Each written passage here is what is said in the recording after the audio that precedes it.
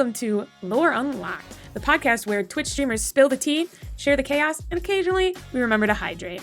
We're diving deep into the origin stories behind your favorite creators, from their first rage quit to their most iconic moments. Whether you're a fellow streamer or a lurker in chat, grab your headphones and settle on in. It's time to unlock the lore, and yes, there will be side quests. Guys, today we're here with, we're doing Lore Unlocked, episode number 4. Woo! If you guys haven't been here for one before, this is kind of a series I'm doing where I get to just hang out with my friends, my streamer friends, and we get to kind of learn about their history. I say history, but their lore, who they are as a streamer, kind of how they got into streaming, and just like other stuff about them that maybe you don't know. And so today we have xHelloKayla. Kayla, why don't you just maybe tell people who you are while I get Oscar a treat? Yes. Oscar gets 10 treats today, I think, at this point. Okay. I'm Kayla, or you might know me as xHelloKayla online. I am a horror variety streamer, which Hockey heard me say this earlier this week already, so I feel funny like repeating exactly what I said. But I love horror games. Although you typically play them like behind my hands, I'm typically too scared to actually play them. So if you want to laugh at somebody trying to play horror games, I'm the person you want to check out. But I stream part-time for fun, here and there when I want to, and simply the reason why that is because I am very lucky to be able to be working in the gaming creator space at this point as a project and community manager. So that's what I'm typically doing during the day. At night, though, you probably will see me hop on my stream or as part of someone else's stream like Hockey here, to talk about what I do and hang out and have fun. Or rage quit on Marvel Rivals. It's fine. That too, maybe. It's fine. It's fine. We definitely have not rage quit at all. No. It's okay. You know what? Our win rate, though, on comp, it's pretty high. We're pretty good. We're pretty good together. We're pretty good. I'm not gonna lie. We're pretty good. We're pretty good. It's that tank killer. It's that tank killer mojo, you know? It's that tank killer. I support, live and die. So Hockey is the perfect tank to my support. Yeah. So. And I've gotten pretty good at cap. Man, Ooh. the other day, I was playing comp solo, and I was trying to play Groot, and the team was like not doing anything, and I was like, all right, this is not going well. And I switched to cap, and I went and just killed the healers, and then we just demolished the team. I was like, this is great. I'm so glad I learned how to play Captain America. This is great. It was so much fun. You were just running around with your shield when we were playing together. Like, I don't know what's happening, but it's okay. I don't know what's going on, but I'm kicking butt, and this is great. There you go. That's how we go. Anyways. Okay, well, actually, since you talked about being in the industry, what came first? Streaming or, like, working in the industry? So streaming came first, technically. So I started, so I guess what I can do is give you a little caveat. The reason why is I actually, in college, I was part of a group called Dance Marathon, and they benefit the Children's Miracle Network. And so as part of that, there was a event called Extra Life at the time, very early on in its stages. And you may know, you probably, if you're a gamer, you might know what Extra Life is. So I got involved with that back in college. I volunteered my time. There was only 3 of us at the time. But I actually became director of Extra Life before I ended up leaving school. So over the years, I became director, and we were able to like build that program into having over 200 attendees instead. So technically, like, I do have that experience, and I think that's what made me really love the like charity space in school, and that's what sort of led me into doing what I do now. That's cool. What did you actually, if you want to share, what did you go to school for? If you don't want to share, you don't have to. I don't know if that's like doxing realm. No. It's a funny story. I actually initially went to school And trust me, like if I'm rambling, let me know. But I That's loved what this is for. What do you mean? I loved English. It was my favorite subject. I just really wanted to become a teacher one day. And so I initially went for higher education, so potentially teaching English to high school students. And eventually I was like, oh gosh, the fear of like doing something the same thing every year and every day like got to Yeah. me. And so I then divoted off into event management and telecommunications, which at the time is basically a fancy way to say like social media. so Yeah. so I went to school for event management and telecommunications, but I do have sort of that educational background. And it's kind of funny like looking back at it because all of those like stepping stones play a part into like what I do now. So yeah. Man, if I would have realized event management was like a career in college, I feel like I would have done that because I just love planning things. Like, I like planning things. And I just never thought of that as a career.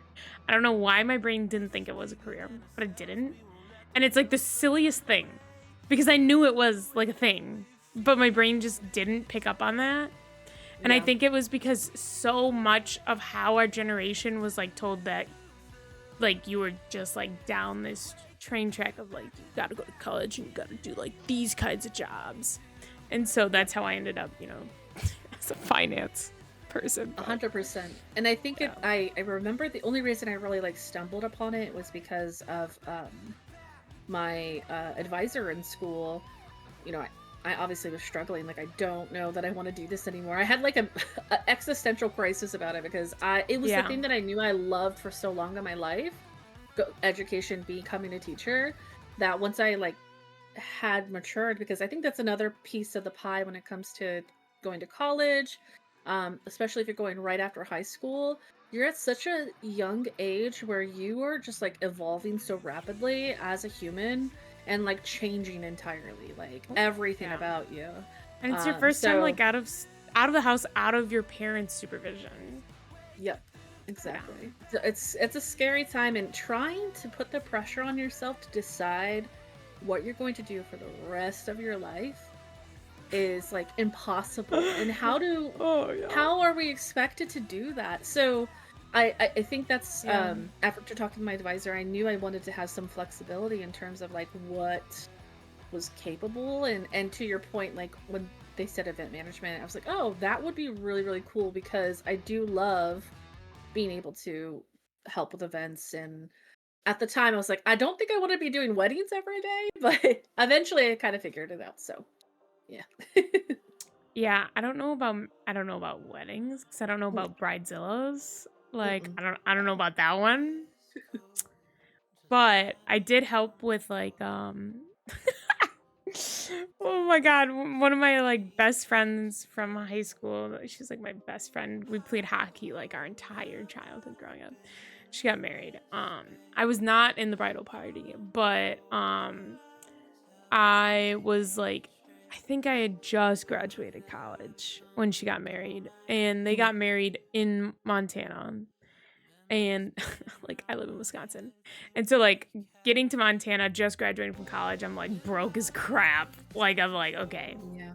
And she picked a weekend that there was a festival going on, so there was like no hotel rooms, there was no Airbnbs.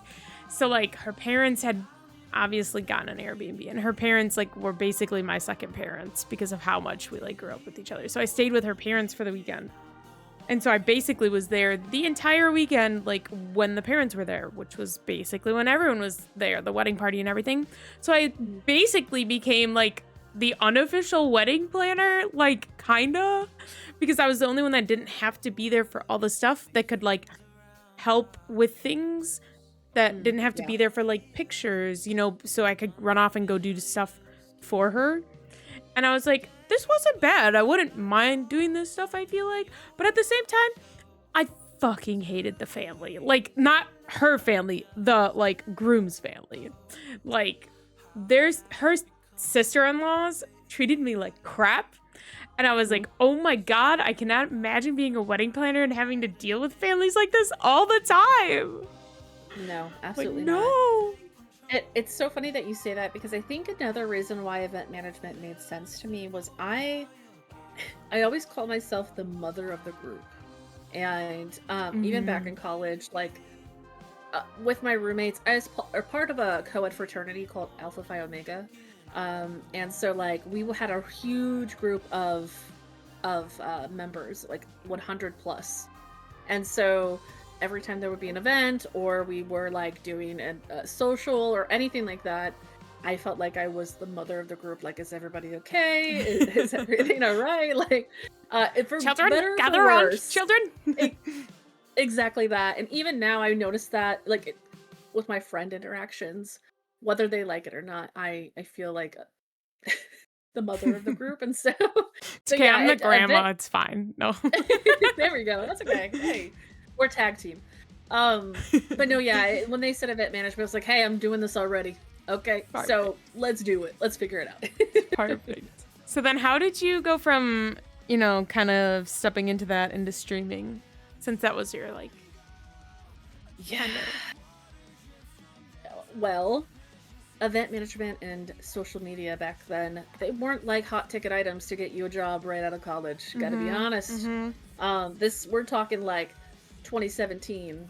Things have evolved quite a bit 8 years later. Nah. But It's not like COVID changed things.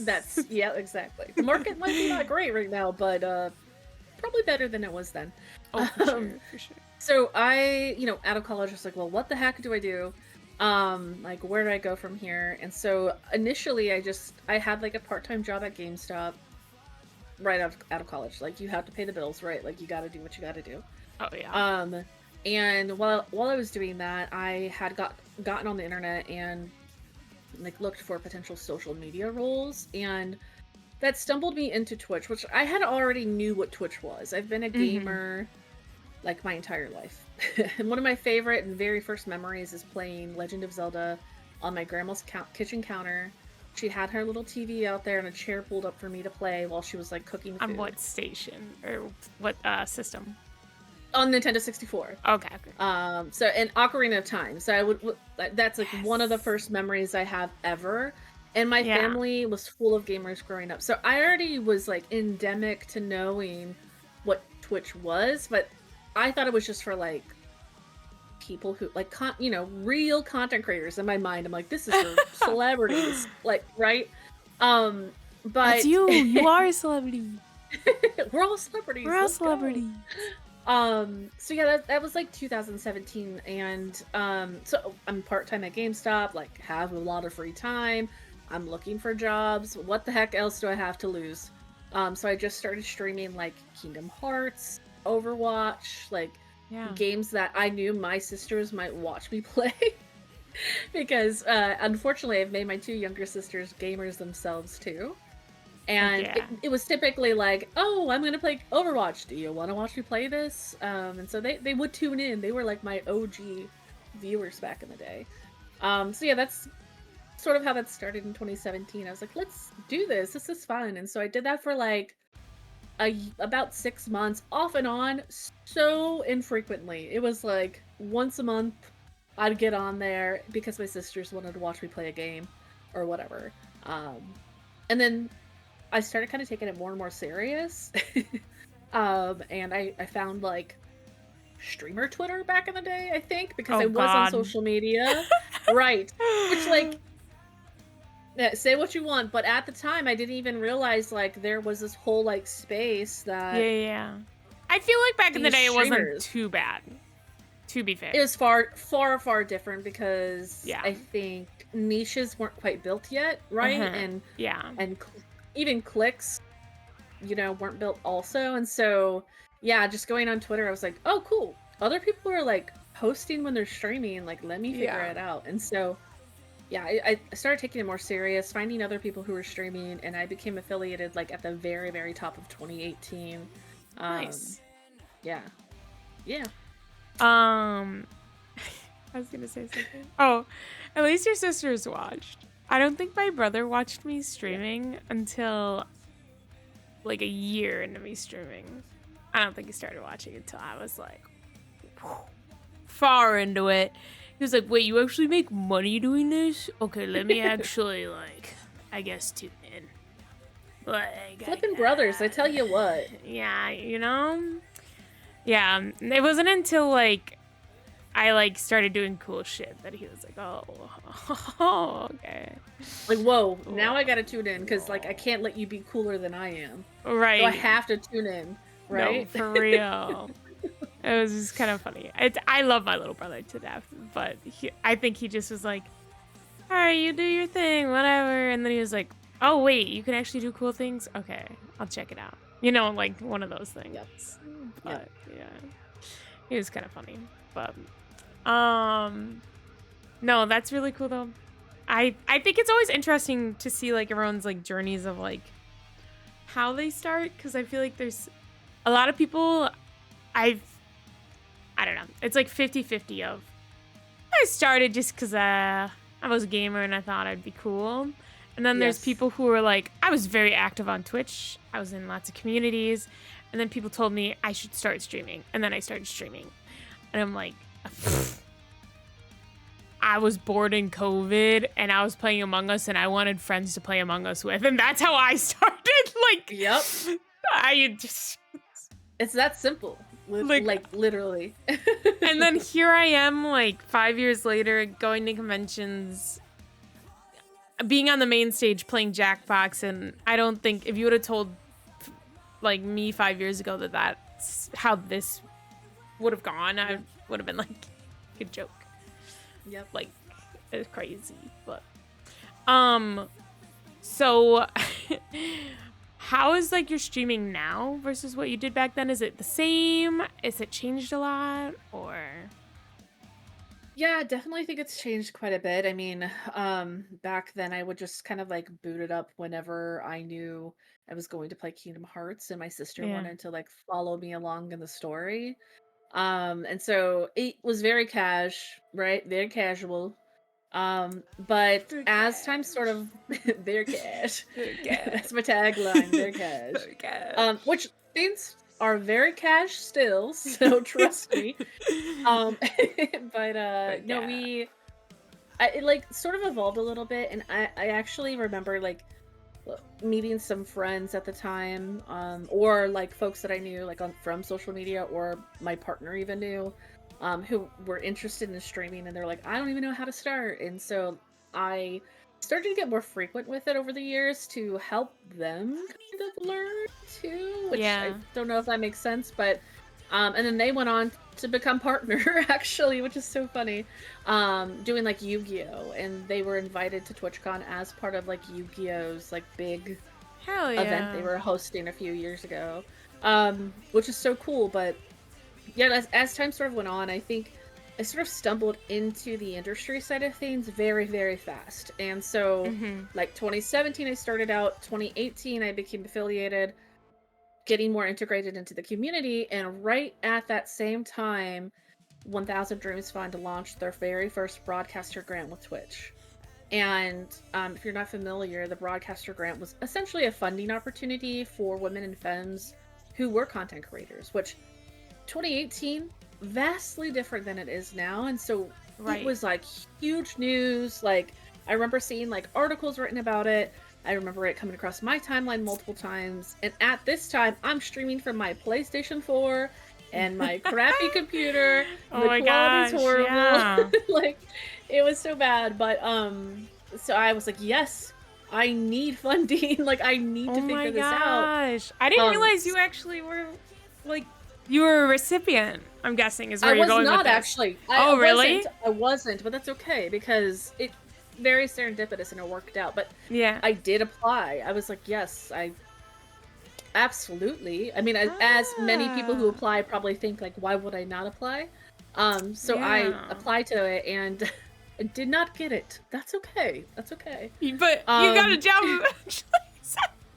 Exactly that. But I was already like following them on Twitter, like emails, all of that. And so later into the fall of 2018, they were like, "Whoa, this was really cool, and people really loved this. We need someone to help us with like community management." And so I applied for that role, and shortly thereafter got it by the end of 2018. So it was a very like So fast, that's been 7 years yeah, you've been doing that. Oh yeah, my just about gosh. 7 years. Yes. So That's awesome. yeah, so now like again, I feel like I went through such a again, this is sort of a long way to answer your question, but Hey, I'm okay it with it. happened so quickly, like streaming for fun because my sisters wanted to watch me play, into becoming affiliated in 2018 and trying to like build a community and Yeah. help others and meet others, to then becoming a community manager and learning as I go. And so streaming now for me is, it's a for fun thing, and I think something that is still very, very rewarding, because if you're catching a stream of mine, it's probably because there's some sort of intent behind it, whether that's uplifting an event, Mhm. fundraising for charity, or just hanging out with people that I've met along the way. So yeah, I think although it may be a little bit more sporadic and cash, it's still very, Gosh. very fun. It's I still love very it. fun. I love it. I'm gonna see you at Twitch guy and just be like, Cash. Cash. We need Uh, stickers. We need like pins. I am Cash. just get ribbons and they just say Cash. People are gonna look at us like, all right, we're done with that. We're done. It's fine. It'll be a Midwest thing. It'll be fine. Instead of corn, it's just cash. Yep. Yep. Just cash. So if someone's like trying to get into that kind of community manager sphere, how would you suggest they try to get into that then? These days, maybe. Because I feel Yeah, like it's a lot different. it is. It's so different, and I think very competitive in a lot of different Yeah. ways. And of course, I think like going into this conversation, it's a little nuanced because I do work for a charity, which is Right. going to be a little bit different than a game developer, right? And so Hmm. please, if for some reason you're taking this advice, remember that. Um, It's but all it's just advice and it exactly, differs. Everything is yes. different. Every situation is different. Yes. Um, I think ultimately the biggest thing that helped me, and I see my peers doing that helps them, is getting some sort of experience under your belt. And so, with content creators, we wear so many different hats. Like, we are graphic designers, we are managers, we are Everything. community We're light managers. management. We're cameramen. We're the sound managers. It's fine. Exactly. So, I think already if you are a creator, you're already doing this, but being able to know how to maybe like package up your experience, and Hmm. or getting more experience to help you go into a potential application for a community manager role, to say, hey, look at this really awesome community that I started, and we got from point A to point B because while I was there, or because of me, because we did this. Those are really, really helpful sound examples of how you have done that. And that's what I did when I went into my role. As I had mentioned earlier, in college, I was part of Extra Life. We went from 3 members up to 200 members attending. Yeah. And so by being able to showcase that experience, as well as, of course, my Twitch experience, how I had grown as a channel at the time, that honestly speaks beyond probably any sort of like paper certificate or going to school, even in some cases. Like, really, I think that is a big one. So yeah, and if you don't have experience, go out there and try and find them.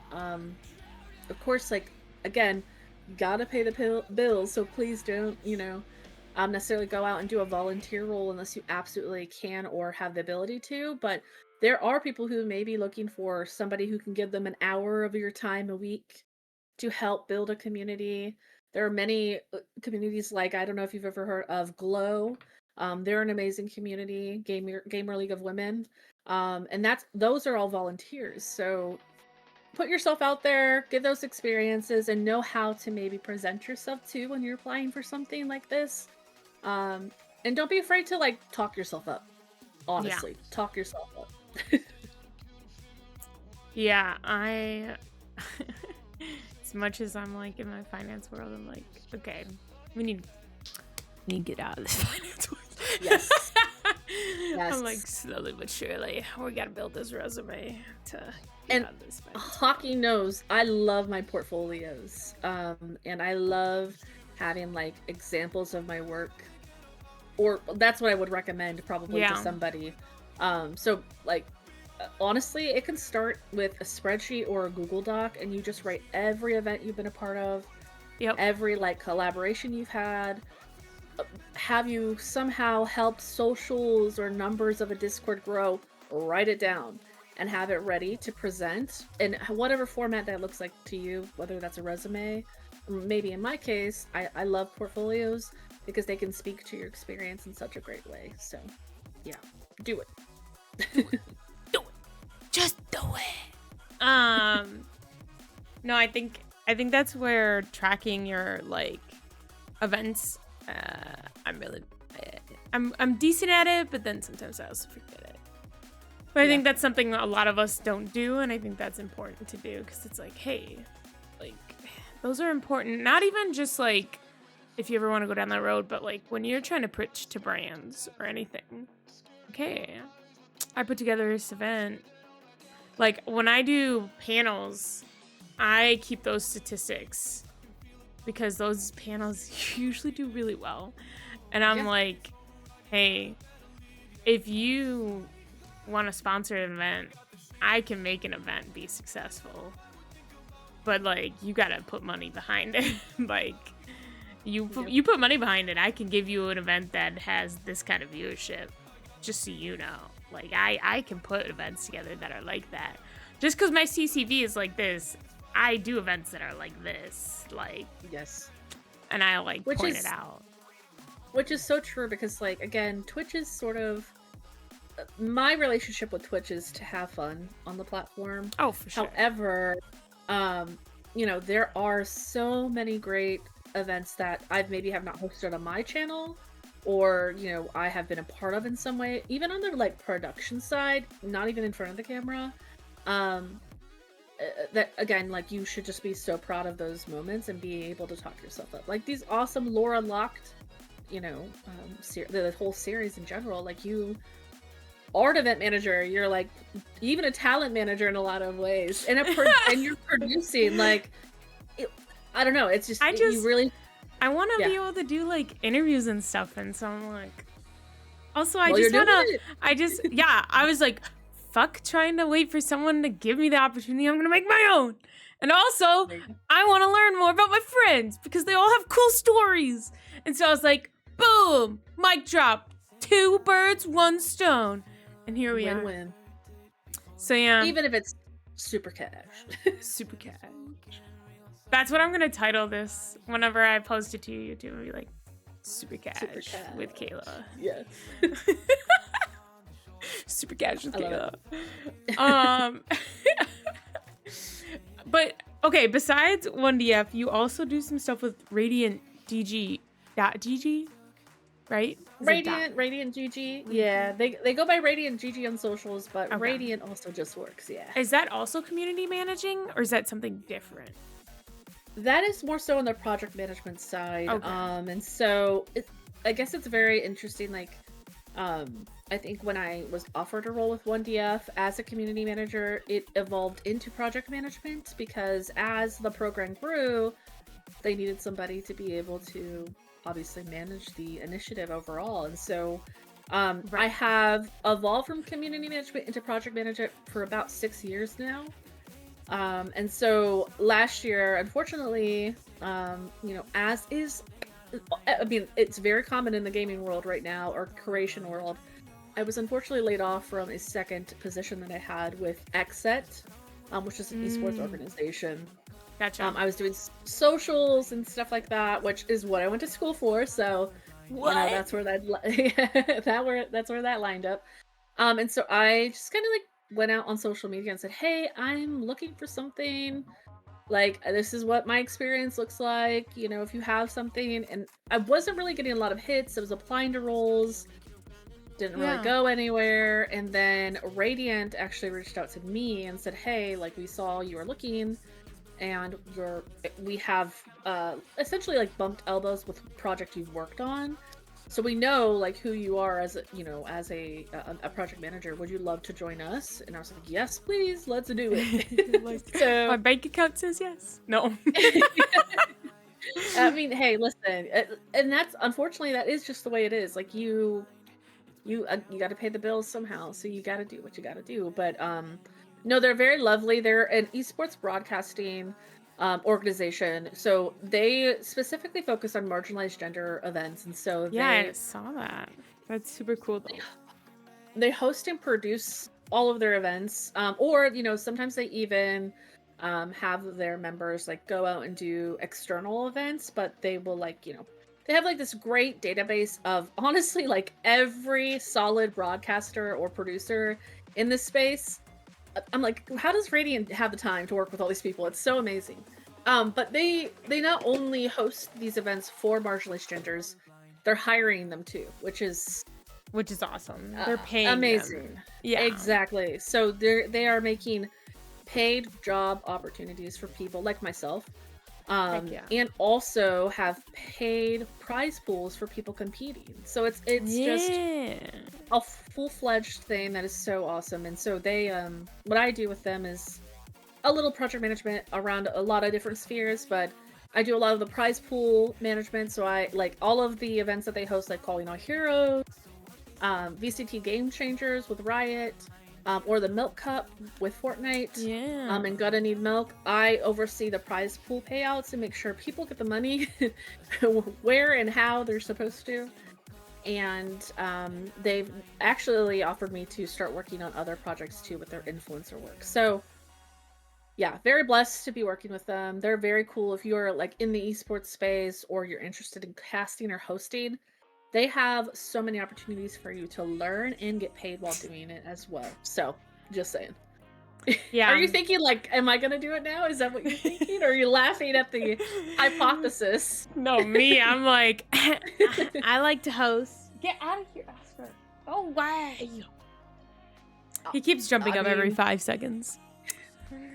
No, like, yeah. I know something very important is happening right He's now. like, let me interrupt. No, yeah, I won't. That's like something I've been trying to also like part of building my we're talking about building resumes. This is also part of like me being like, look guys, I can host, bro. Yes. Sorry. Yep. But no, like, yeah, for sure. I like yapping, and I feel like I can do well at hosting. And that's like something that I definitely like in general. I'm like, yeah, like hosting, commentating, all that stuff. Like I got to do commentating at PAX East. I commentated on a speed run for what is it? Oh my god. Game's done quick. There we go. I was like, my brain is forgetting.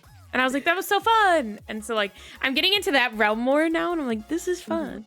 But anyways, that's a side note. But no, and that's the really amazing part about Radiant is that they do have so the Milk Cup, for example, they have the Milk Cup Academy, which is specifically a project for up and coming competitors in the space. So whether it's starting from square one and they just want to learn more about how to compete, or they have never had experience, they can actually participate. And the same thing with all of the talent and production staff too. So if it's ever of interest, I'm telling you, throw your hat in the ring just to do it.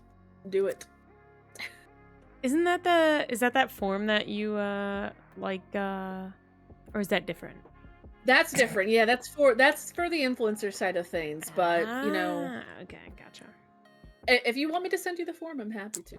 There's a separate one for potential talent, so why not?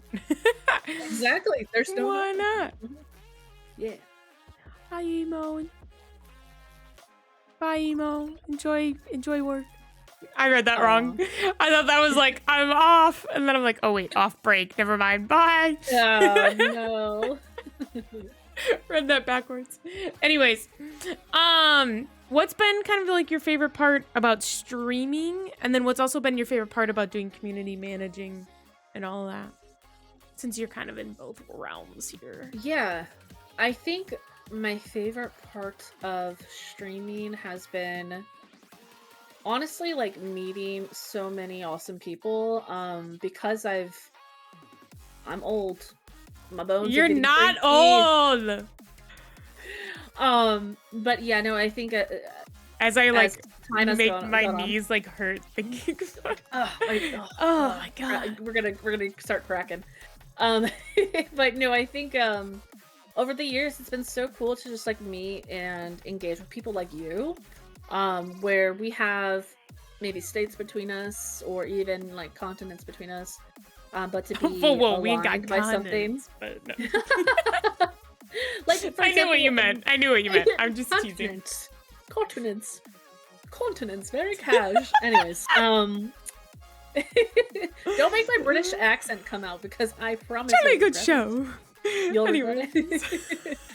But I'm thinking like my pets, for example. We just like I I'll love be, pets. you know. Anyways, yeah. I'll be on my computer like getting work done, which this is a very big blessing for working as a contractor. I might be done for my meetings with the day, and I'll see y'all are in the Discord like playing. I'm never in the Discord. That's a lie. I work 9 to 4. I'm never in the Discord on a weekday. Right. Uh-huh. Anyways. Only if it's a holiday or I'm on vacation. Yes, obviously. Exactly. No, yeah. I did say what time, to be fair. Yeah. And also, I'm an hour ahead of you. Yeah. Think about it. So I don't know how that makes sense. Anyways, Mortal Rival. So no, when I see y'all are playing, I know I can just like hop in and be like, hey, can I join you? And I think it's so cool to have those connections just over the years. There are some people I've known. I've met people who live in the same state as me. I've known for 6+ years now, and like I know when maybe their kid's birthday is, and I'm able to like send them a gift like in the mail. You know, and obviously not every relationship is like that on Twitch. Please remember that. But I think sure. having like those cool connections that you would have never had otherwise, that's probably my favorite thing about streaming, honestly. Yeah. So. Oh yeah, there's definitely different levels, and I feel like that's this weird part. Like there's parasocial relationships that we always talk about on Twitch, and I feel like it's very, very hard to like figure out that level for some people. And it's very hard because it's like I think we're friends, but then it's like, does that person think we're friends, or they're just saying friends because they want me to like be in their streams, like, and then it's like, is this a parasocial thing? And then like you have to sit there and like you kind of have to wander and like think about it sometimes. And then I'm like, nah, me and Kayla are friends. Like at that one, I'm like solid on. I'm like, no, we're friends. You're like, if we weren't friends before, now we are. So after DreamHack Dallas, if we're not friends, oh my god. That's true. That's true. True. Hockey saved me, I think. Oh my Hockey saved me a few times. Oh my god. The amount of like texting you, I was like, I'm sorry. I'm just telling you this just for your awareness. Yes. And like, is it Abby? That's how you say their username. Was talking to me on the last day afterwards, and she's just like, I feel so bad for you because that first day was just bad. And I was like, it's fine. It's over with. We made it through. It's done. That's the funny part about with events. It's like you know there's going to be a fire no matter what. It's just like, when is it gonna arrive? And I think when is the fire gonna set? I think like we talk about project management, and like in university I basically was a project manager, but for international students. And so like I did a lot of that, and like so I know exactly what you're talking about because I organized orientation week for all our Sure. international students. So an No. entire week, you're going to tell me that nothing's going to go wrong for an entire week? No. Fucking no. No. No. Like, I had a student show up, not fucking show up and get housing for himself. Like, he showed up with no housing, nothing. Like, he was just showed up and expected to have something figured out. Yeah, and he was Yeah. like a master's student. Like, he was a graduate student. Like, he wasn't even an undergrad. So, like, he doesn't have housing. So we assumed, we had emailed him. He didn't have anything. So, like, the assumption when you're a graduate student is that if you don't have it, we don't automatically get it for you because you're a fucking graduate student. Yeah. So, like, okay, he must have, like, figured something out off-site. Whatever. So he shows up and he goes, where's my housing packet? And we're like, you didn't sign up for anything. And so then, like, I had to call my, like, boss who's, like, still on campus. And luckily he came, like, the second day of pickup, so we still had half our team on site. And so I called one of the, like, on-site members and I was like, you need to go to the on-site, like, hotel thing that we have. It wasn't like a hotel, but it wasn't. You need to go get him a room and charge it to his hotel, like, his student bill. And he's gonna have to, like, just deal with the daily rate that's, like, they charge, like, $50 a day for, like, a dorm room. Yeah. Like, a disgusting dorm room. Yeah. And I'm like, he's just gonna have to deal with it. And it, like, what the hell are you doing showing up in another country with no housing? Like, and we had emailed over and over and over and over again. Like, it's not, like... You can do all the preparation you want, honestly, and even tell folks, like, hey, this is step 1, step 2, step 3, and you got to do it at this time, this time. Nope. Doesn't matter. Something is going to go wrong, and you need to be prepared for it. So, but no, I think having you there, and that was the tough part, is I wasn't there in person, and so... It's all right. You had another basically event planner there. It was fine. Exactly. And so hockey basically saved my life. It was and fine. I'll be forever grateful. It was fine. I was chilling. So I got a badge. We got in. We were chilling. It works. I basically kind of half lied my way in. We were good. I said, I got to be at the table. I really need a badge. They said, you know what? Charity. Yes, we'll get you one. And we got in. And luckily the DreamHack staff are amazing too. So, like, even if you had any issues, I know I was in contact with Lindsay from DreamHack. Thank you, Lindsay. We love you. Are you going to DreamHack Atlanta this year? My best friend's getting married, so no. Otherwise, I would try to. Maybe next year. But maybe next year. Yeah. I would have applied actually for the broadcast her thing. If my best friend wasn't getting married during that weekend, because I was like, oh, I really want to get into that realm, as I was just talking about with, like, broadcasting, like, hosting, but I was like, I literally can't go to that week in October because she's getting married, so cancel the wedding. It's off. It's off. They've literally been together for like 13 years, and like she's been the one that's been hesitant because, like, she comes from, like, a divorced family and stuff. So, like, she's like, I said yes. And we were like, okay, let's go. I said yes. I guess it's happening. Basically, like, begrudgingly showing up to your own wedding. No, she's excited, but it's just kind of funny. Well, have fun. You'll be missed, though. So next year. And it's all right. I'll see you at TwitchCon, so it'll be fine. Yes, we'll that's still true. See each other. It's only 2 weeks before. Right. Don't remind me. That's coming the only so thing. fast. That's the only thing that I'm like, okay, I guess I'm not missing out that much because it's like right back to back. Because I remember last year, DreamHack Atlanta being back to back, and that fucking sucked. I was so tired. I was so tired.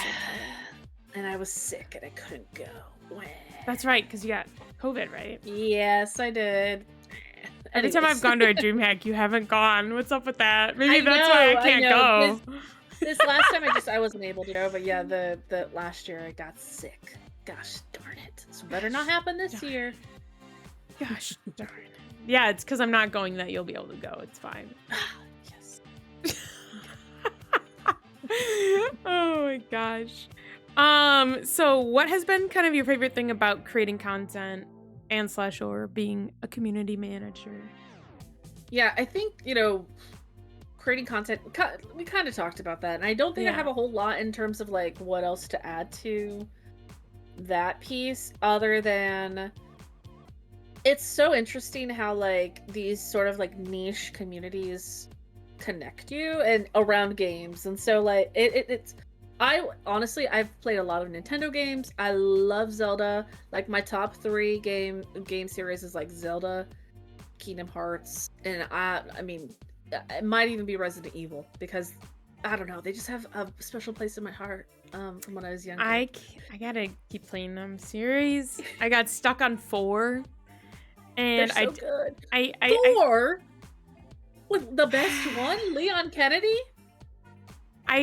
so here's the thing. I got it on VR. And Oh, and yeah.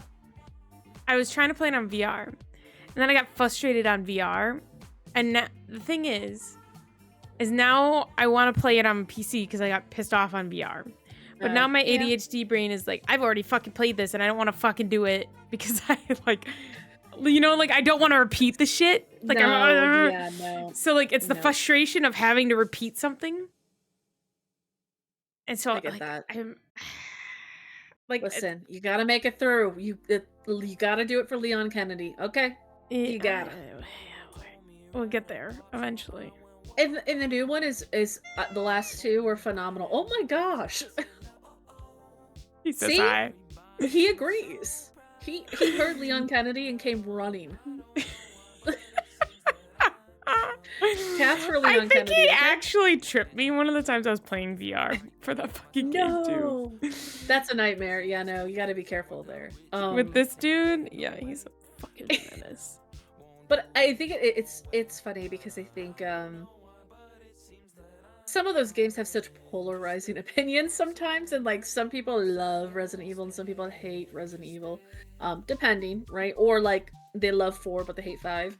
But I think that's like creating content around those games. It's so cool to like connect with people around even if their opinion is different than yours. But having that love for something, especially like Zelda, for me, it honestly like some of my starting morals and values I feel like were so based around like doing good and being Link and like trying to help those around me.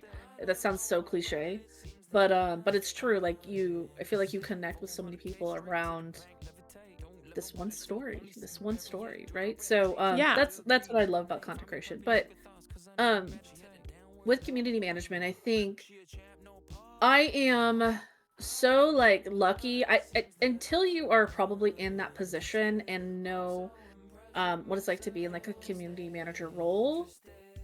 It's such a amazing role to have.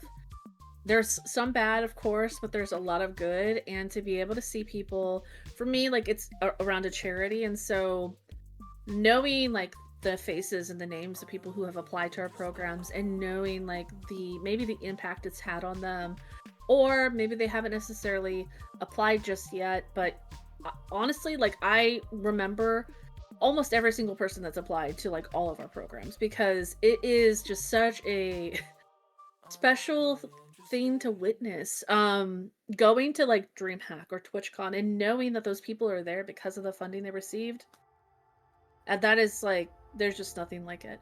Now of course there's the bad side of things. You do unfortunately see the people who are upset that they didn't win, and the people who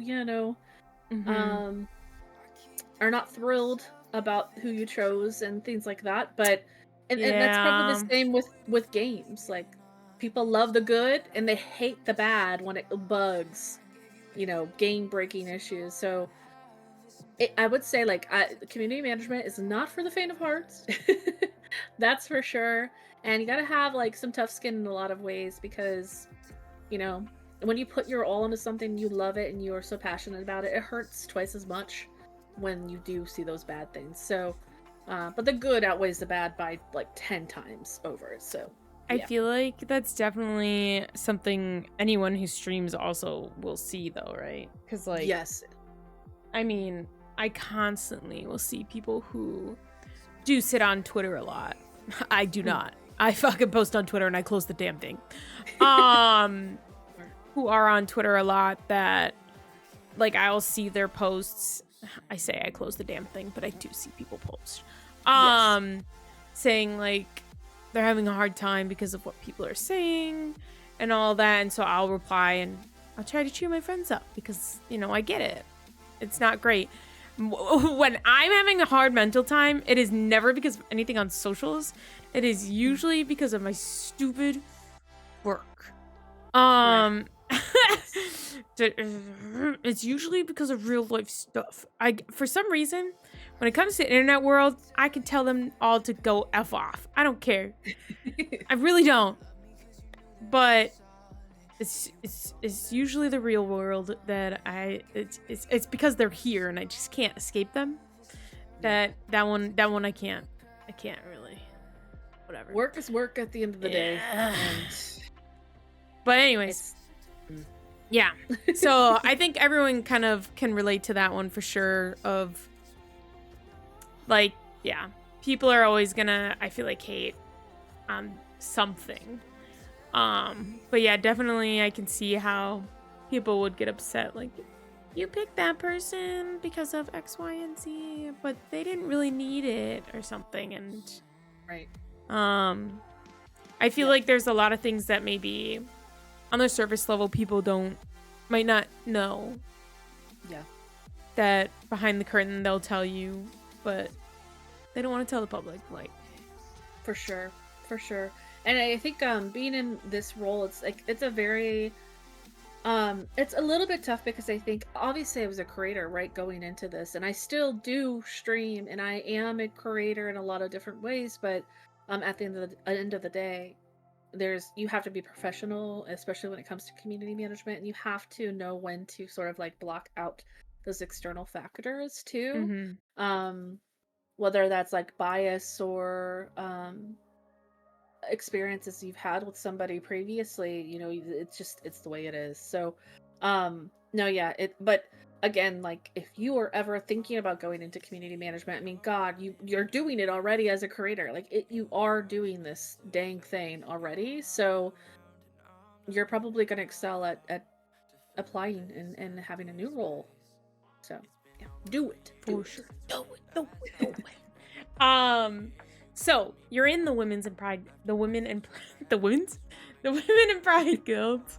What made you kind of apply to be in them or want to be in them? And what's your experience been? Yeah, so I'll be honest, like, when they first announced the guilds, I was nervous about what it would look like. Ow! You jerk! Ow! You jerk! He was just sitting. I knew it was gonna happen eventually. He said, "You're gonna let me up here one way or another." He was sitting in my lap, chilling, and then he said, "You know what? This is too much contact." Okay. Suddenly, my mind has changed. He said, "Talking about the guilds? No, no, we don't talk about them here."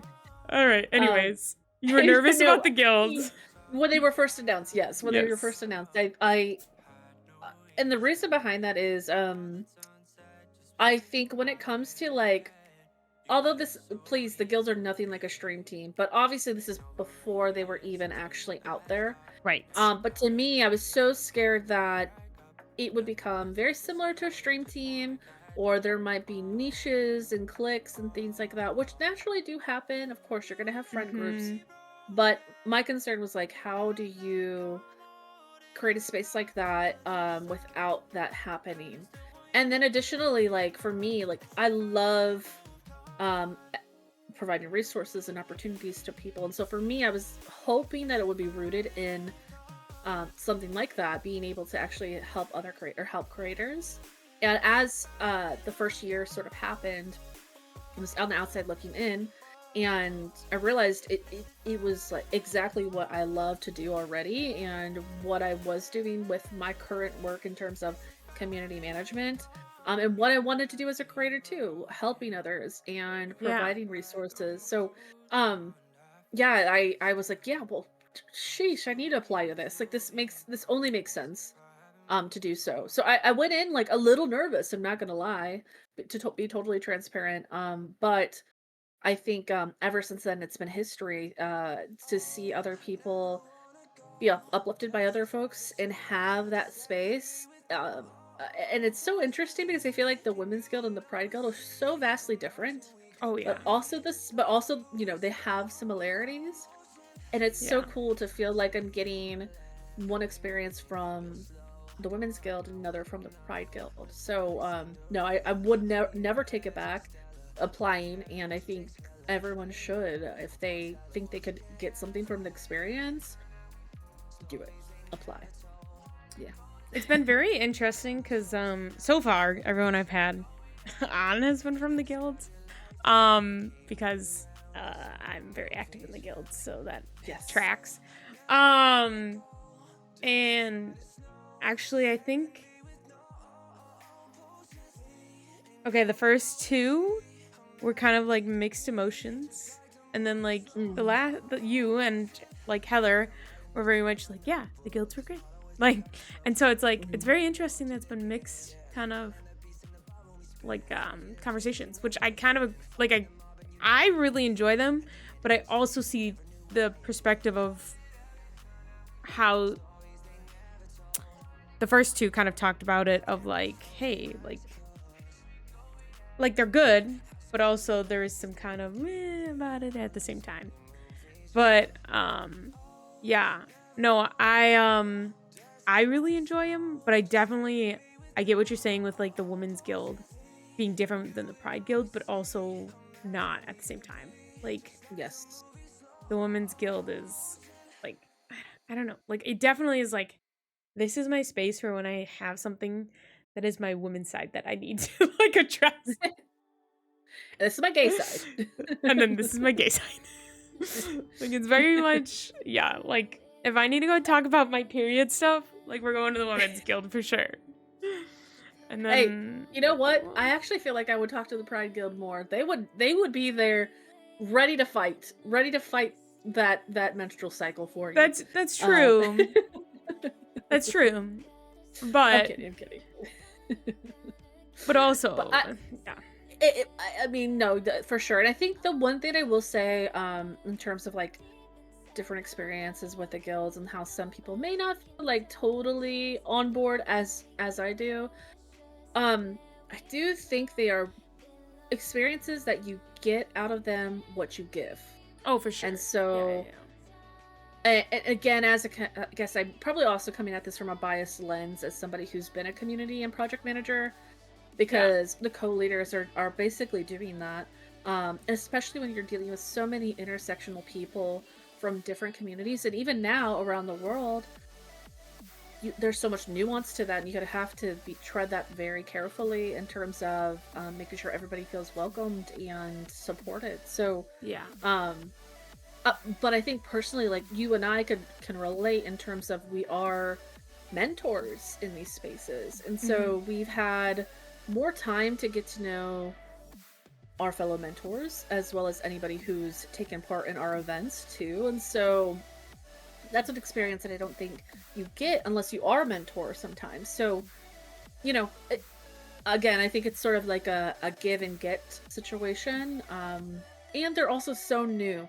So there are some like bumps in the road that need to be ironed out probably still. Yeah. So. I feel like it's also, I wonder, talking through it, like we both, I'm curious, how do I word this? I'm curious if depends on someone's background too, because like I have a business background, so I also understand how things will start and then like they're gonna have to change, and how a business kind of works, and I understand that Twitch is gonna have to do things in a certain way because they're a business. And so when I see things changing, how they change in a certain way, like I know why. Like I understand the way that maybe like a business might be taking steps. but I Yeah. understand like that also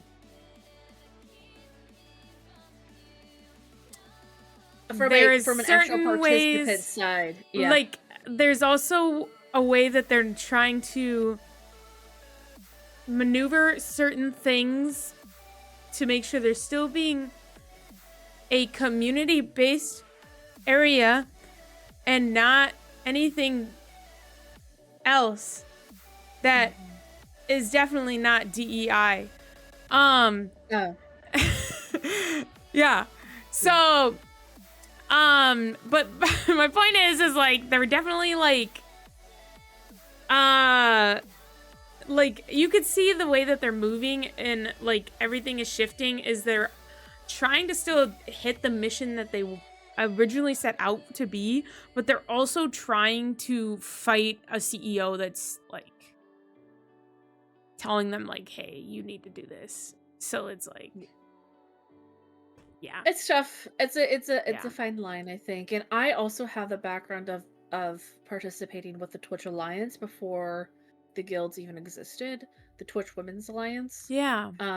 And that was actually a volunteer group, and so it was Twitch staff who volunteered time to even host small events to get people Yeah. together. And so this is essentially an honorary transition from the Twitch Women's Alliance into the guilds now. And so Right. for I also have that background and that knowledge, and so somebody who might not see that big transition, or I should say how it still is quite similar to the Twitch Women's Alliance by connecting us through the Unity guilds. So yeah, I love being a mentor. It's so much fun, and Yeah. I think if you are ever interested in applying for one of the Twitch Unity guilds, please definitely. I've learned so much. Like, Yeah. I think it's invaluable, but I know other people may say different, but I don't know. And if you have questions, a just go to the sucker. Twitch Unity Guild Lounge at TwitchCon. If you're going to be at TwitchCon, so like excited. honestly, I'm so excited excited. to see it because they said that they're excited. Like, staff has said they're excited to see how it comes out because it's gonna be. And TwitchCon EU was like a little bit different than the year before, so we'll see how NA turns out. It's supposed to be better. Like they made improvements, is what I was told, from what EU was. Even so, like they learned stuff from EU, and they're gonna improve on that. I don't remember who told me that, but it was a reliable resource within the staff Aroonies. NDA. And no, it's not an NDA. It's just I don't remember. Like my brain is like, it's in this group that's in my head, but I don't remember who in the group. Like who exactly was. Yeah, you know what I mean? It's like, yes. Yeah. But anyways, okay. Outside of streaming and working in the industry, what is something that you really, really like to do? Ooh. That's tough because I actually have a lot of hobbies. Okay, what's yeah. What are they? Kayla. Well, that's the thing, hockey. They change month to month. Wait, do you have like ADHD? Yeah. It might be possible. It might be a thing. You just never know. That's just the face you made was dead. That's a story for another time, I fear. What? This is called Lore Unlocked. This is not called Leave the Lore on the Table. So no diagnosed. No. Okay. If we really want to self-diagnosed. I don't even say that I'm self-diagnosed because I don't know. Here's the reason why. Okay.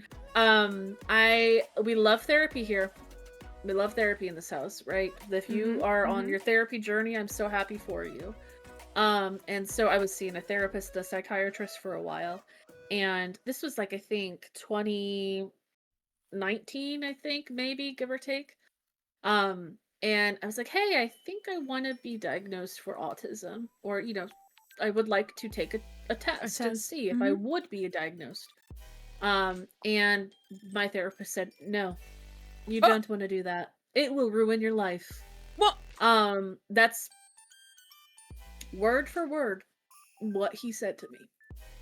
And so yeah, I stopped seeing him. oh, good Long idea. story short. Oh, no, no. But um yeah, I definitely neurodivergent, feel like there are so many, and that's the tough thing, is like there are a lot of like overlapping things. Yeah, for sure. Um but also like, and I'm very frank about this, I have bipolar 2 as well Mm, as general anxiety, and so like who's to say, like there's just so many, I've just not formally, after that experience, it really like burnt me, and I was like, wow, that sucked to hear. So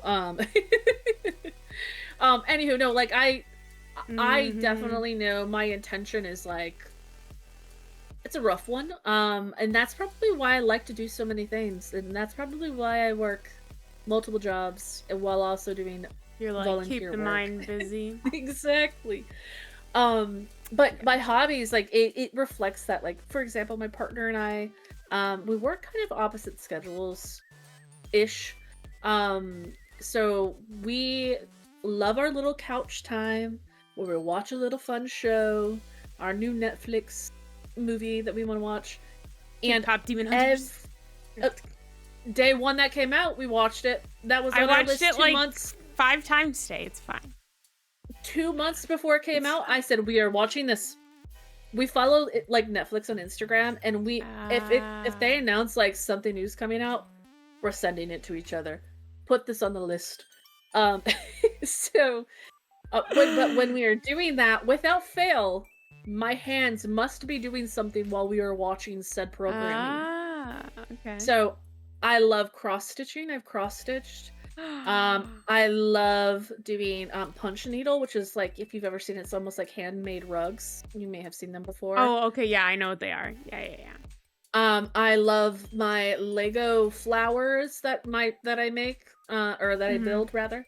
And I love air dry clay. We made little air dry clay trinkets. So essentially what I'm getting at is I love a good craft, and if it can keep my hands busy, I'm gonna do it. Like crossword puzzles, don't care. Love them. Love them. But I also like, outside of crafting, I actually really love music, and that has been like a big love of mine since I was young. I was lucky to have parents who like let me go to concerts growing up, Yeah, and that's real lucky. My mom still does not understand why I spend money for those. I was like a straight A student, 4.0 GPA, Same. but I showed up to school like with, I went through those MySpace days. I showed up with a lip ring to high school, Ah! colored hair, 4.0 GPA though. Okay, so you can't do anything. I But literally still wasn't allowed to do anything. you It's fine. got strict parents, strict parents. um, well, I could play video games all day, all There you night. go. It was fine. There you go. I played To be fair, sports. Like if I got good grades, I could play my sports. That was yes. basically the deal. It's so funny how that's like a reward to be able to do like a school activity. But I get it. I Well, do it get was it. I cuz get it. like both my parents worked. So my dad worked nights, so he could never take Mhm. us. And then my mom worked in a restaurant. And so like she either had to like make sure we got there or like had to make sure another parent could get us. And so Yeah. like it was work for to make sure that we could get there. And so like Understood. Yeah. yeah. Yeah, no, that makes sense. I had, and plus, I don't know if your school was like this. Our school made you pay, right? Like certain fees too, which Oh is yeah. like a whole nother thing. Well, Ugh, I hate hockey that. is ridiculously expensive. In the gear for that, I Well, can only yeah. imagine. No, no, no. Yeah. It wasn't the fees to play. It was the gear that made it expensive. Ugh. I Yeah. believe it. I The believe it. the fees to play hockey is pretty on par for any other sport. Actually, it's typically cheaper actually than most other sports these days. But it's the gear. It's the gear that gets you. It makes sense. Yeah. No, I loved volleyball in school. That was like my sport. Yeah. And I did some track back then, but Hockey? Oh gosh, at my school. We only had 88 people in my class, so Oh my that was it. Jesus. He just like fucking fell off. Tried to jump off and then like fell off at the same time. That was He said, "This is crazy. my episode now." He really We're is. talking about like, me. He is ridiculous today. I love that. I was sitting downstairs watching TV for like 2 hours before we started this episode. He never came near me. Like, no, as soon as we start freaking streaming, I swear to God. It's over. It's over. This cat. But yeah. I think that's me. I love hockey. I watched it every single match in college. It was so much fun. Yeah. So much fun. That's awesome. But it's a workout, I'm sure. I've never played. Oh man. I can only imagine. The last summer, I got asked to, there was a team that needed, so I played goalie growing up, so I know how to, I'm a goalie. And so I typically get asked to play for free because people always need a goalie. And this team needed someone, and I'm good. I will not play for fucking ages.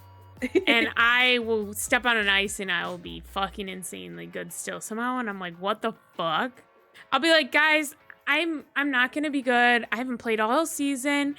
And like every time they're like, don't you say this every time? And then you go out there and like fucking kick ass. And I go, no, like I really won't be good. Like I really won't be good, guys. Like I won't be good. I have not played all season. And I went out there last summer and fucking took like 60 shots and I stopped all but one, I think, and against a team from Chicago, and Chicago is like fucking good. Yeah. Yeah. And the coach came over to me and was like, who the fuck are you? Because that is the best goaltending I have seen in years. And I was just like, I'm fucking dying, sir. But I'm so tired. I'm so tired. And then the next game, I fucking let in the stupidest goal of my life. Because like it was a tournament, so like there was like it was like a game 2 hours later. But I used all my energy the first game. Oh. But I ate so many. Like I burned over 1,000 calories in one game. Like I was like not only are you physically like moving, but you have such heavy gear on you too, especially as a goalie, at least from what I've seen. I'm like, sitting in a squat the entire fucking game. The big pads. Yeah, but you also have to like hit such fast movements. Yeah. It's disgusting. Like there's like a sweatband that goes in your helmet to like catch your sweat. And when you have an insane game like that one that I'm talking about, you don't want to see me like take it out of my helmet and go to the sink and go. You're like dripping. Yeah. Oh. Yeah, it's not pretty. And it's not very pretty. After that weekend, we took the chest protector, we put her in the washer, and we washed it and let it air dry. Three times. She was pretty nasty. That's hilarious. Yeah, so I really do like playing hockey because it's like afterwards, like one, I just feel great because god damn it, it's such a good workout. Two, it's fun, but and three, okay. Did you ever play like a team sport growing up a lot or no? Oh yeah, volleyball was my thing. Volleyball. That's right, you said that. Like, I don't know how much you guys were like a team and like you walked, like you had each other's back, but god damn. The way you walked away from like I would die for my team and my team would die for me. Like the connection you had as a team, like I like as much as you give each other shit, like those people, if I saw them like today, you see them and you're like, those are my sisters. Like I would die for them. Like it was just. I've seen it on the ice. I've seen quite a few fights happen. Because again, I live in a college town, and so it was always like the collegiate team that I would go watch. But also, I'm quite close to like the Red Wings, and so Lots of fighting, lots of aggression, Yeah. lots of So no, I like it, but it's such an emotional sport because I mean, think of like no contact sports in a lot of ways. Like yes, Mhm. hockey is very contact oriented a lot of times, or at least from an outsider looking in. Like obviously, please Yeah. let me know if I'm wrong, but you're not like, it's not like volleyball where you're two separate teams facing each other. Right. Hockey, you're literally up in each other's faces, like Yeah. So no, I Women's get isn't it. like women's you're not Not allowed to not quite check. that. Okay. I put quotes Interesting. around that because I mean in the PWHL you're allowed to check if someone has the puck. Yeah. But like that's PWHL. But nowhere like women's below that you're not. So like in high school you weren't allowed to check, but you could do what we call hip checking, which is basically like you can use your body to like put yourself between them and the puck. And so like basically you check without checking.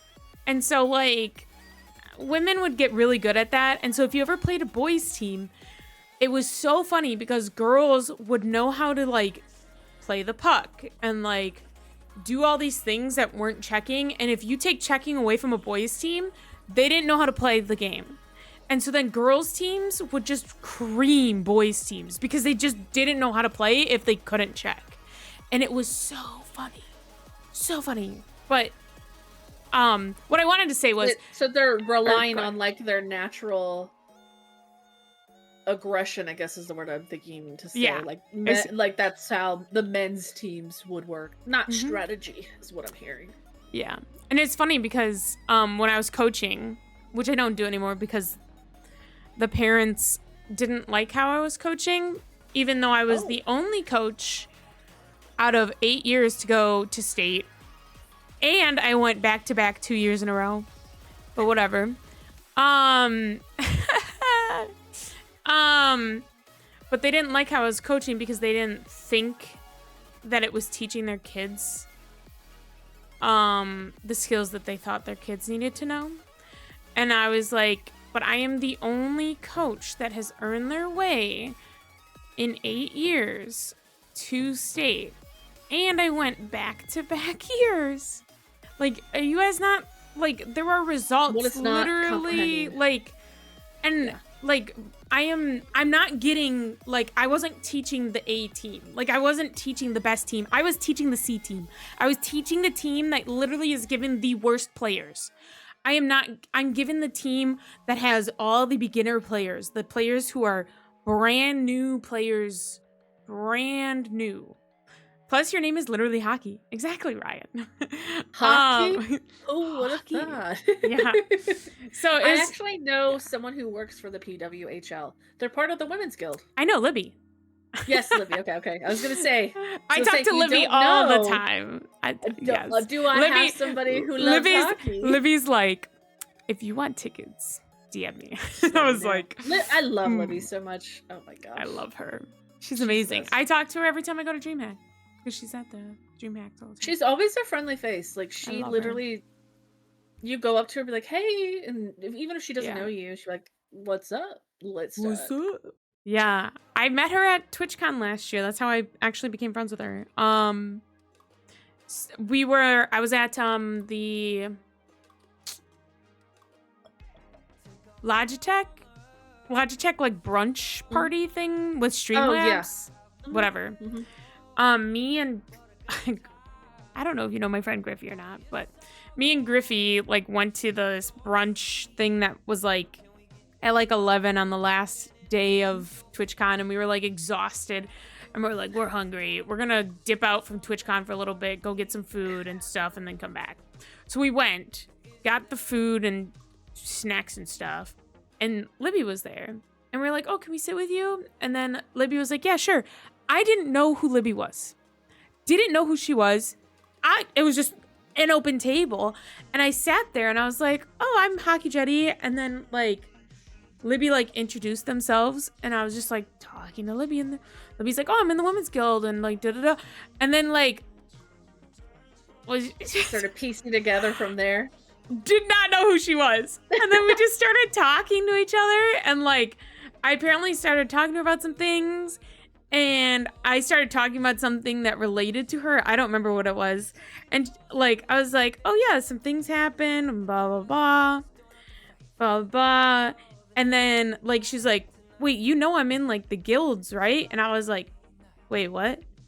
And I was like, "I did not know Her that." name's Askesian, Yeah. right? And I'm used to her being Libby, right? So Right. I'm like, yeah, Libby, and then people are like, "Ooh, Yeah. Askesian, that's who it is." And yeah, no, and plus there's so many Yeah. members in the guild sometimes, like Yeah. but I'm happy you met her because I feel It like was that's so a very funny. serendipitous, like perfect Yeah. pairing for you to know. Well, yeah, and like it was a genuine like I just met her, was nice. Like I feel like Yes.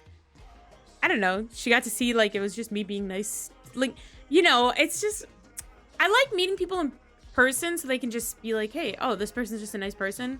And they don't I feel like people always think people are trying to use people, and I'm like, "Nah, I'm just me, bro. Yeah. I ain't doing that shit. Yeah.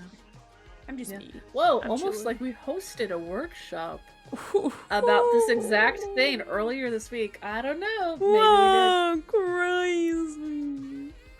Guys, that was why I was late on Monday to stream. It was not Uh, because I was talking too much. Promise. no, it was because I was. It was a group effort. It was a group effort. Actually, we'll just blame Ian. It's fine. It's fine. I It's fine. mean, he's the new mentor, okay? Yeah, blame the newbie. It's fine. I was in his stream earlier. I said hi to him. I was streaming or I was scrolling on TikTok, and his TikTok's like part of his stream popped up. And Yeah. all he did was type no. Like no context, just no. And he goes, "Hi, Hockey." This hoodlum. This troublemaker. I love Ian. I've known him forever. So I just troll him all the time. I'm just like, sup, Ian. Like, oh my god. And that's the best relationships you can have, I'm telling you. Yeah, for real. I just troll him. And that's what you're missing if you don't join the guild, so. Yeah. No, I knew Ian before the guilds. Like, Oh, really? Did you? Oh, well, Oh, I mean, yeah. that makes sense. Yeah, that makes sense. I knew Ian. Oh gosh, the first time I met him in person was the Las Vegas TwitchCon, but I knew him before that. I think I met him. Oh, you did say that. Yeah, I think you mentioned that during the workshop. Yeah, I remember Yeah. you talking about that. We were. Oh hey there! Look at these awesome ladies. Hi Heather. I met Ian through like. Oh, I did. Oh, I know what it was. Sorry, I'm like processing, thinking. You're good. I did a charity fundraiser with another streamer, and Ian was also in that, and so I met Ian through that, and that was probably like a year into me streaming. So I met Ian like basically a year into me streaming. Followed him, and Ian was like, "I really like your vibes. I think you're cool." And all I did was say hi in his stream, basically, and was like, "Sup?" And like said 3 words, and he was like, "I think we're gonna be really good friends." And I was like, "Bet, Ian." And like we are, but like I was like, I don't know. Okay, you clocked it, but okay. But Little no, did Ian know he opened up. he a opened up world the of hurt. fucking Pandora's box. Yes, No. he opened up the world of hurt. I'm telling you. No, but when we were at Vegas TwitchCon, it was like that, you know, on Thursday when everyone's getting their badge. I was like walking somewhere, and he was walking to get his badge pickup or something, and I could just hear him talking to Matt, which is like his roommate / best friend or whatever, and I could hear his voice, and so I just snapped my head, and I was like, "Ian!" And then he was like, "Hockey!" And like, so I was the first person he saw besides Matt, but he drove with Matt, so that was kind of, you know, given. Yes. And that's what we were referring to on Monday, is I literally like found him because I just heard him talking. You're like, I know this grating voice from stream. I hear it. Mm-hmm. Mm-hmm. I love that, Anyways, Okay, last question for you. Yes. Trickiest question. Heather can confirm this. If you had an unlimited budget, what is something you would do for either like a content event or like a community and manager event? Since you do a little bit of both. Unlimited budget. That's so tough. And I think I saw this like in your DM. Yep. And I even then was like, how do I even like think of how to answer I just think this is a fun one to do, just to be like, it's super fun. No, I love that. Every single person goes, I honestly, hate this question, but I love this question. yes. I mean, it's true. It is so true. And I'm also, I think the reason why is like I'm torn because like I love being a community manager. I love the communities I work with, but also I'm already like in the place where we're like doing things with like funding and things like that. So like, part of me is like, I kind of want to be a little selfish, but No, you can do it for your content stuff. The question originally says content creating. So if you want it to be your content creator, doing content. I honestly, one thing that I have tried to sort of get off the ground in the past, and it's not quite, it's probably the nature of things, but I think I've wanted to do basically like a buddy system at conventions. And what I mean by that, and then this is, okay, stick with me here, okay, stick with me. I am. What I mean by that, I'm interested. I'm peaked. Interest is peaked. Like buddy system, what in the world? No, I'm like, oh. And so like this is not necessarily content. This is like more community management in a way. Sticking. But this is like the only thing. That sounds so bad. Don't say sticking. Don't say sticking. Sticking.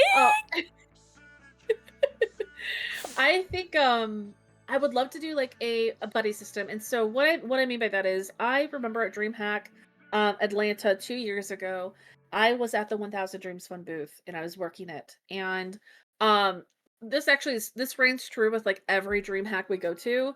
Members of our community, beneficiaries, or people who are just like part of the 1DF like ecosystem, would stop by and ask if they could like drop their stuff off. Can they like put something behind our table? They don't have anybody to go to X, Y, or Z thing, right? And I think when you look at events like TwitchCon, a lot of feedback that I see from like creators, it feels so polarizing to go to a big event like that and not have like a group to do things with, right? And so oh my gosh, I feel like I kind of somewhat am helping with that though, with what I'm doing. Yeah. Kind of. Yeah. Like Anyways, breaking the ice going. Basically. Yeah. And helping with the raid train thing. Kind of ish. Yes, it's true. No, it's 100% true. But I get what you're saying. Keep going. Sorry. Yes. No, and the second part of I was just like, oh my god, same brain. But keep going. No, I think it's so valid, and I think it's something that's why people probably get so excited when you mention it, because going to TwitchCon, like I remember going back, my first one back in 2019. Again, I had only been affiliated for like a year. I did not have a lot of like potential friends, and the friends that I did have were not going to TwitchCon. And so I called my partner the night I got there, and I was like, what if I just like don't go? He's like, you will get fired because you were supposed to be at the 1DF booth, but it's okay that you feel this way. So anywho, yeah, I think you will be fired. But no, hockey, I think it's great. But the second part of this is a safety thing. And what I mean by that is, especially for femmes in this space, we have experiences sometimes with parasocial relationships and people who make us feel uncomfortable at conventions. And so at DreamHack Atlanta a few years ago, one of our winners asked if they could come and hide behind our booth. Hide at our booth. And her entire experience, she had come states away to her first convention, first off. So excited to attend, but was terrified to leave our group because she knew there was someone waiting. This person took it so far as to wait at the entrance until he had full visibility of whether she went through the doors or not. Right? And so she didn't have someone there who understood, like, the complexities that it is to go to an event like that by yourself, especially someone who may be a woman or femme identifying, really anybody too, but especially those folks who are most impacted by it. So I think if I had unlimited funds, I'd love to have a safety buddy system in some sort of format, and I don't know what that would look like, and that's why it's not like I'm not quite Right, right, right, right. explored it Yeah, yeah, further yeah. because there's so many caveats and nuances to Almost it. like a But rent a security guard system. I mean, kind of, but Yeah. also at the same time, like, if you don't have somebody to go to that Twitch Rivals event that Yeah. maybe your friends don't love and they have something else to do, that having something like that can be huge. And obviously, it's like that's dreaming big. But I think, yeah, that's something I love events, and I want everybody to have fun at them, and I want everybody to get the most out of them. For someone to go and have their entire experience ruined and have to hide in their hotel room or hide at a booth with somebody Yeah. else, or feel like they have nobody there, it breaks my heart. So yeah, and we've been talking about nothing but these relationships we've built, I think, tonight, and that's the No, thing for that sure. sticks out to me, and that I love about this space. So yeah, I don't want anybody ever to feel that way. So yeah, that's my dream. I think You maybe we'll have to collaborate, specifically. hockey. Oh yeah. No, I agree. Like I'm really excited to see where the raid train goes because I feel like I did a poor job on the cross skill post of explaining the thing. But maybe I don't know. I like read it and I was like, maybe I didn't explain well enough like purpose of this train, but I don't know. That's what general chat is for. Just Whatever. kidding. But like I was like, okay, whatever. People hopefully will join it. We'll get there. If not, we'll do another one later to help explain it better. Whatever. But yeah, the last year we did it and the guilds were half the size they are now. And we did 4 days with half the size that we have literally right now. And so I was like, okay, I'm sure we can hit 7 days. Yeah. And so like I was like, all right, I'll just set it up for 7 automatically and we'll go from there. Whatever. I'm not worried about it. And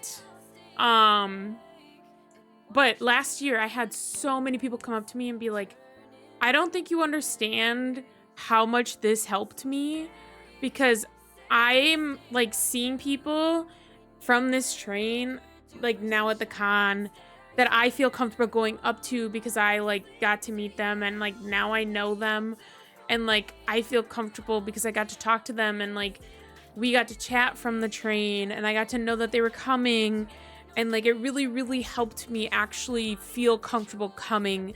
So like genuinely thank you so much. And I was like it warmed me.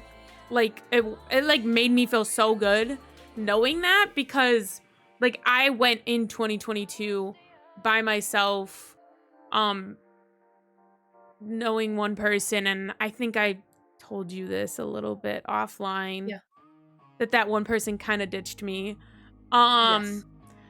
And so like luckily I'm a strong independent woman and I like am pretty good at like figuring my stuff out. So like I still made the most of it, not worried about it. Like I made my way around and I still had a great time. I ended up meeting Griffey, who's like one of my best friends from it. Like I still had an amazing time at my first TwitchCon and I learned so much. Like the irony is I actually was going through my photos today for some things and I ran into my first TwitchCon like photos and I found actually a photo of me at a panel that was Miss Ash Rox's panel. Yes. So I sent it to her and I was like, wow, look, me going to your panel and first finding out about your existence to this year where I hung out with her the entire time at PAX East. Like, yeah. Like, fast forward. I love Ash. That's crazy. Yeah, she's a sweetheart. I like her. She's great. But yeah.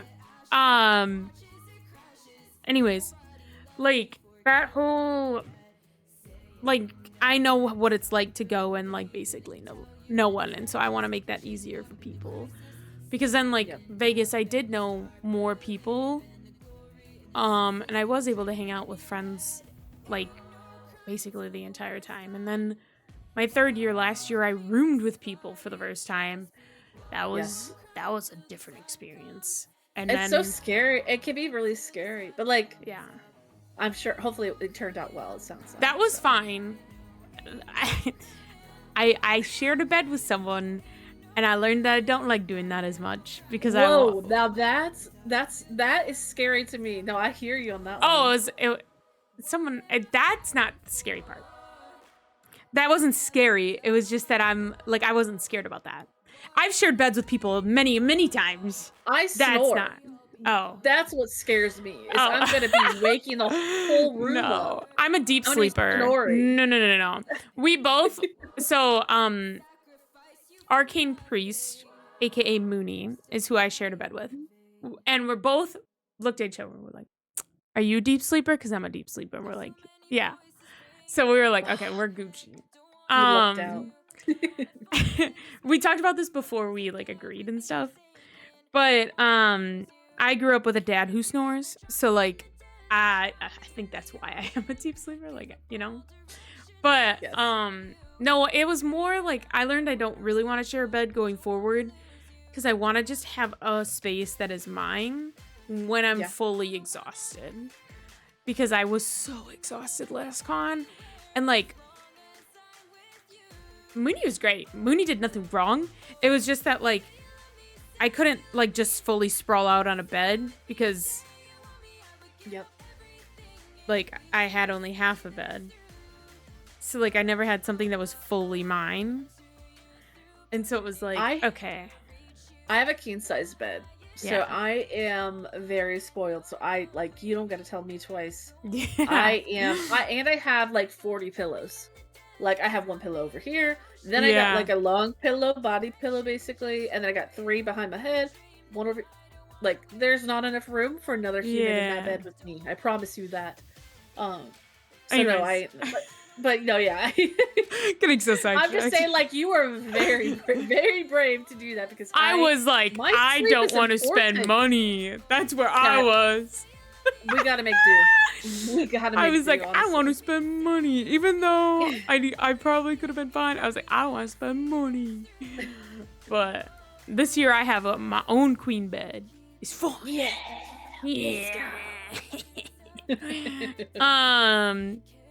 Anyways, no, this year, my own queen bed, and then a friend in the other bed.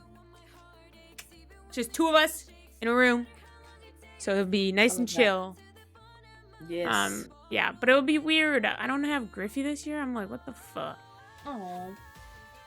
He's being hateful. He's going to fucking Disney instead of doesn't want to TwitchCon go. with me. That makes fucking sense. Yeah. Bitch. No, he said he didn't want to go because he's like he's kind of like taking a break from Twitch, but it is like I don't know how to explain. Hey, listen, this. if you aren't committed to the TwitchCon, you know it's expensive, and it's like it's exhausting. It's a lot. So and he's you gotta be like all in. That part, and that's another reason why I would love to share a room with somebody, but I have to have my quiet alone time. Yeah. I need to go to my hotel room, lay on the bed, silence, or maybe scroll through TikTok mindlessly for like an hour. Yeah. That's fine too. Well, and it's like, and we even talked about this. Like, he's like, we've seen each other twice this year because I went and visited him for a weekend. He came and visited me for a weekend. And it's like way cheaper because all you have to do is pay for a fucking flight basically. Because then, like I stayed at his house and he stayed at mine. Stay with each other, And like a flight is like $300 or less. What you do and when you do it, and you can take it at your own pace. And this TwitchCon totally is gonna be your first time that you're not sharing a room. Girl, how you swinging that? Sheesh. No, I'm just kidding. You're surprised how excited I am. This is, TwitchCon is the only con that I really don't share, that I do share rooms, sorry. The other conventions, I typically haven't shared a room. Like, Like DreamHack Atlanta, I have a Marriott membership credit card or whatever. Yeah. So I typically find a way to not have to make it share a work. room. Yeah. Yeah. Well, plus San Diego, it's like so expensive and so limited too on top of that because Yeah. it's just so. I love the Gaslamp Quarter, but it's so crammed in there. Like, I don't even stay like I don't even stay necessarily at Marriott's in San Diego because of how fucking Yes. ridiculous it is. It's wild. Yeah, no, it's whereas it with like something like DreamHack, you typically can be like 10 minutes down the road and like you'll be Yeah. good. You'll be good. But yeah. Yeah. Not me TwitchCon, running to the woo! Discord for this train. Okay, sorry. I saw the safety drink covers, but when I started attending cons without my husband. The men I work with are a little oblivious sometimes. Yes. Yep. I don't remember if Mary Kish said that they're gonna be at the partner party this year, but at the Twitch meetup that they had in Boston for PAX East, they had the scrunchy drink covers where it's like a scrunchie and then you open it and it's a drink cover, and Twitch provided them, and that was like super, super cool. So those might be at the partner. She said that she was trying to push for them to be at the partner party, but I don't know if they're going to be, but we'll see. Hopefully. That's what you have, Heather? Cool. Okay, we are way past an hour. I'm so sorry. Oh, no, it's fine. You know We've what? been It might be yapping. dinner time. It might be dinner time, not gonna lie. Time. My Yeah, partner's out there probably like, you gonna come out here and get dinner? I was like, we keep Well, yapping and we keep going, we we're keep having fun. sidetracking, and I'm like, oh my god, I'm being horrible. We're having here. fun. Oh, no. That's probably a good sign that we are, We're like We had a friends or good time. something. It's whatever. Maybe. I don't know. Depends on who you ask. I don't know. Maybe sometimes, but only sometimes. I don't know. Maybe on a Wednesday, but not a Tuesday, you know? Yeah. No, But Tuesdays are only on Mondays are we like mentors, you know. Right. And then on Thursdays we're part of the community support team for the Twitch room. Just kidding. And on weekends, don't talk to either of us. On weekends, we rage on Rivals together. That's Marvel it. Rivals. Exactly. Yeah. Yes.